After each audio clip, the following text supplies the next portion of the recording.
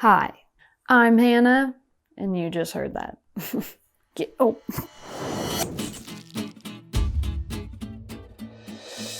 A few weeks into 2021, and I'm already digging the new vibes.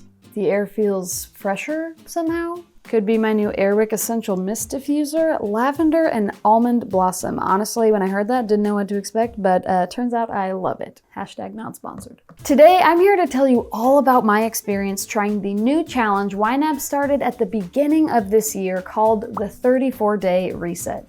If you're new around these parts, you have no idea what the 34-Day Reset is, and that's okay because I do, and I'll tell you.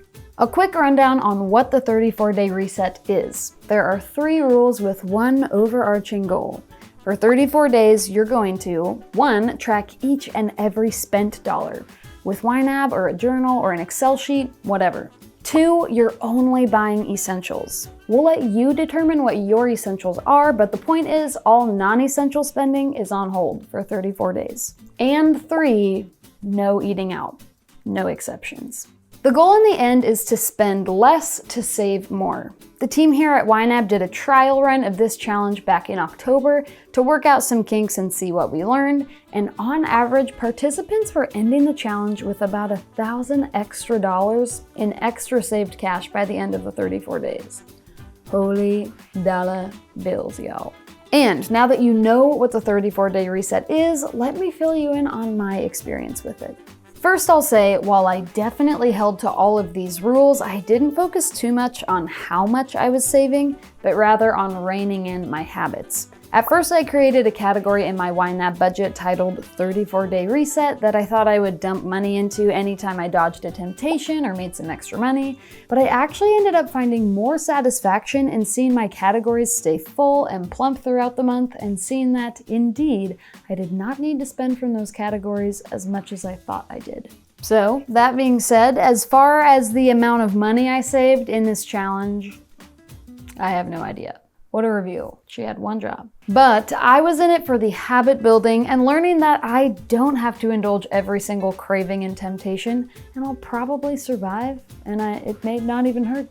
And I may even come out of it a little healthier than when I went into it. Less caffeine, less drive-through ingredients, less thinking that I have to fill a craving in order to feel satisfied. So now let's run through some Hannah takeaways. As always, what my number one takeaway from any experiment or challenge will always be, because it's just who I am. Number 1, I needed accountability. If I signed up for this challenge without a buddy, I would for sure last 6 days and sneakily moonwalk my way back out of it and right into a Chick-fil-A. My boyfriend and I teamed up and did a test run of this challenge together back in October, and I was shook that by day 2, you guys, I was already asking if I could break the rules. He was always the one that was constantly reining me back in, constantly. I learned it's easier to help someone else see why they should say no to something non-essential than to help yourself see it. So, an actionable step, don't go into it alone. Grab a buddy, get your spouse on board, and reach out when you need some voice of reason in your life. Find someone you love and who loves you that can be honest enough with you to challenge some of your temptations or ideas. For example, I feel it is my civic duty to take advantage of every single sale known to man, because when I do, I'm saving money. While most anyone else could clearly see and tell me, Hannah, you're not saving money. You're still spending it, you're just spending less of it. I need people. People need people. Go get yourself a person. Do it together. Number 2, tracking every dollar wasn't hard because I was already using YNAB every day, but paying attention was a different story. For example, the challenge restricted you from buying non-essentials, but I found I was even overbuying on essentials. How much do we stock up on something because it looks nice or cool, or we just want to buy something new? I can tell you right now that I have 3 different kinds of revolutionary whitening toothpaste that probably all do the same thing, and 5 different obscure all-natural brands of deodorant in my bathroom drawer. And I live by myself. How often do we classify boredom spending as essential spending because it technically fits into those traditionally essential categories? I often don't use up all of one thing before I go on to buy its replacement. I would buy new shampoo and conditioner that caught my eye in the store before I even finished the bottles in my shower that were still a third of the way full. If I finished every product I purchased, not only would I be spending less, but I'd also be doing less semi-annual pantry sweeps and bathroom cabinet purges. So, actionable step, if you're using the YNAB app, implement some flags that help you reflect on your purchases and their necessity. For instance, I started using orange flags to mark any transaction that I felt like was a good purchase or beneficial or a worthwhile use of my money. A lot of the time that looks like essentials, but sometimes it looked like buying coffee for a friend who had a hard day. To me, that's money well spent. I started using yellow flags to indicate transactions that after the fact I realized I probably could have done without. Then, with a brief glance at my budget, I can see how much spending I may be doing out of boredom or want or impulse, and how much of my spending feels good and satisfying and worthwhile. 3, it certainly sparked some creativity for me. With only essential spending allowed, it took away my ability to buy convenience. Seriously, I did not realize how much I was paying for that. You can buy 1 bag of coffee grounds and 1 bottle of creamer for the price of 2 lattes, yet with the first you're getting 50 cups of coffee. Yes, it requires you to clean up, and yes, it means you have to be at home when you want coffee. And yes, apparently those 2 things alone were enough to talk me into paying big buck for convenience. At the time we started this challenge, my boyfriend and I were pretty freshly dating and definitely in the let's grab dinner or let's grab coffee phase of things as a way to go on a date without actually having to think of a date. As soon as this challenge started, that convenience was taken right away from us. We started cooking meals together, which was both a blast and a great way to get to know each other better. Turns out he's way more intuitive in the kitchen than I am, and I know we were saving tons of money by doing it.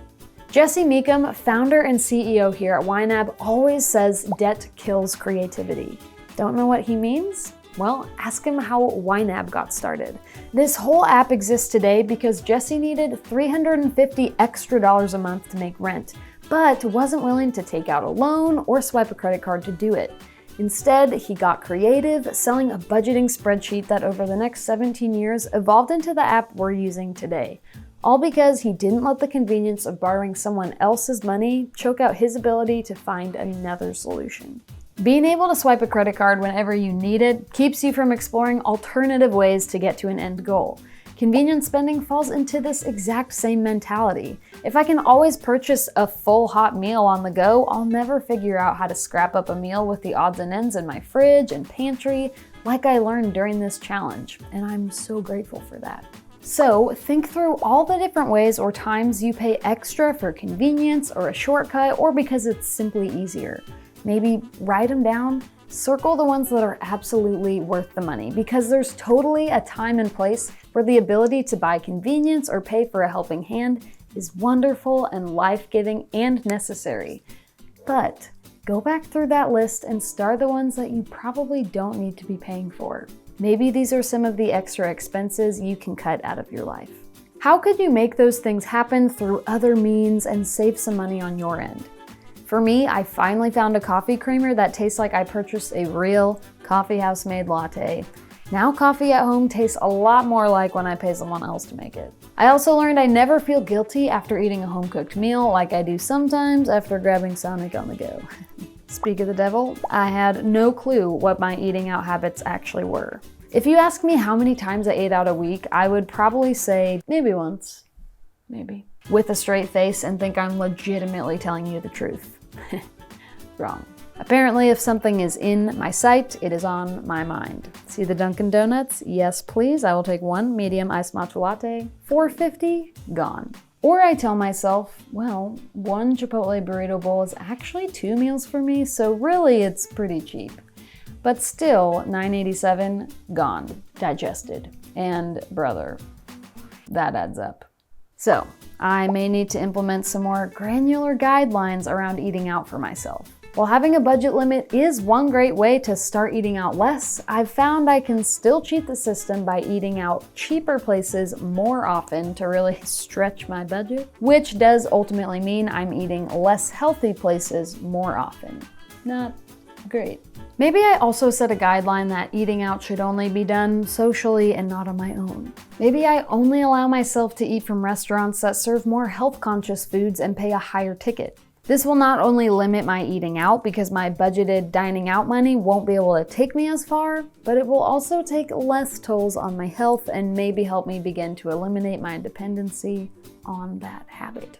Even though I hadn't swiped a credit card in months, I was able to see how much money I was still stealing from my future self.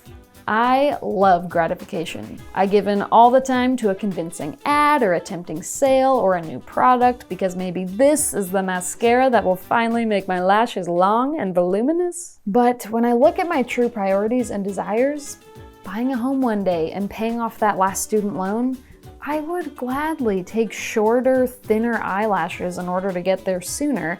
I just literally forget that I want those things more. I never quite keep my big goals and priorities in sight enough to tell myself no to something comparatively insignificant or fleeting or digestible in the moment. So if you're in the middle of the 34-day reset or you'd like to try it one day, pick your one big goal.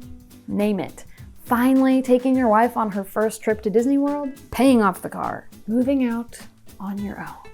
Pick the one that means the world to you, that you can't wait to achieve, and remind yourself of it daily. Maybe for 34 days, put a daily reminder in your phone of that thing, or a post-it note for the bathroom mirror, or an index card by your car speedometer that screams in all caps, "I'm going to adopt a puppy." So that when you put on your blinker to turn into the Target parking lot, you can say, wait, I don't think I want a new 20% off sweater as much as I want to adopt that puppy. Keep your future self in mind and let them see their goals sooner. So, those are all my thoughts for today. If you're in the midst of the 34-day reset right now, great. Congrats, you're doing great. I hope this video can be an encouragement to you, help you catch some bad habits sooner than I did, give you some good thoughts to think, and help you reach your goals sooner. If you haven't started, but this sounds like something you want to take a whack at, excellent. You can start the 34-day reset anytime you want. Down below is a link you can click that will take you to the page with all the resources you need to take on this challenge and start to save, save, save. And remember, not only are you gonna save, but you're gonna see. You're gonna see your habits. You're gonna see how much closer your goals could actually be. You're gonna see that you can 100% be in total control of your money. So if this sounds like just the thing you need, do it. You're just 34 days away from a happier wallet, a little more savings, and a whole new you. See you next time.